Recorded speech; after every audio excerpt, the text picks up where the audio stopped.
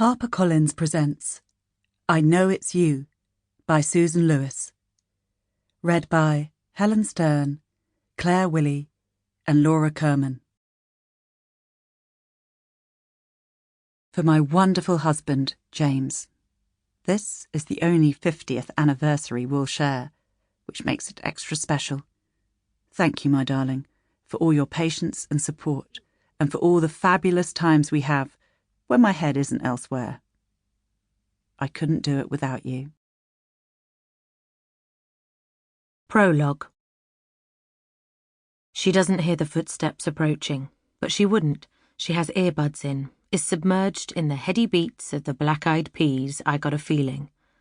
She is so focused on singing along, chair dancing, and the work at hand, that even a fire alarm might not have disturbed her. She's alone in a meeting room, a glassed-in space tucked away from the main office and close to the lifts. The walls are cluttered with shelves containing books of all genres and sizes and brightly coloured posters, most of them promoting an upcoming TV series. There's a large blank screen at one end of the room and a coffee station at the other. She hasn't made herself a drink yet, but she might when she's finished. Or more likely, she'll head home as it's close to 7:30 and everyone else has already left for the day.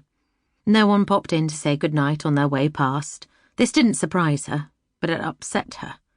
It's awful being ostracised. She only has herself to blame, she knows that, but it doesn't make it any easier. She shouldn't have given in to him, should have steered well clear, but he'd been so very hard to resist. He'd made her feel breathless every time she saw him, caused wild and greedy flutterings in every part of her. His eyes, when they met hers, seemed to set her on fire. He said she did the same to him. He couldn't resist her either. She'd stopped it now, told him they couldn't continue, but it's too late to repair the damage she's caused.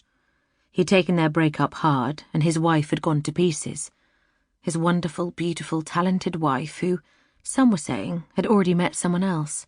So maybe she hadn't been that broken-hearted after all. Her task this evening is to pack up the props that were used for a promo shoot yesterday. It's for a book soon to hit the screens in a major new horror series. The props have been returned from location earlier, all bundled up in a sheet like dozens of little corpses. Apparently, they'd been on loan from a doll's hospital. Who even knew there was such a thing? Do people really take their broken dolls to have limbs repaired and faces remodelled? It seems so weird.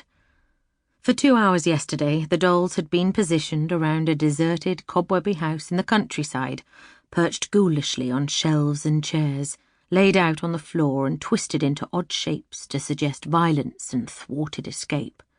Some had been placed face down or up in a bath, and one, blonde-haired, ruby-lipped and nude, was hung by its neck from a dusty chandelier. All those miniature bodies, the grisly suggestion, the turbulence of grotesque innuendo. It had been as spooky as hell. She'd been very glad when the camera stopped and it was time to get out of there. This evening, she's carefully wrapping each of the dolls in tissue before laying them gently into a large padded box. Even in this brightly lit and benign setting, they somehow seem disturbingly real. It's as though they're in their own doll world, looking back at her through hard, unblinking eyes, grimacing and grinning, pouting, coy, startled, menacing. A few even have teeth. They're thin and brittle, fat and rubbery. Some are made of porcelain or china. Others are moulded from plastic, even from wood. She senses them watching and listening, breathing silently and knowing everything.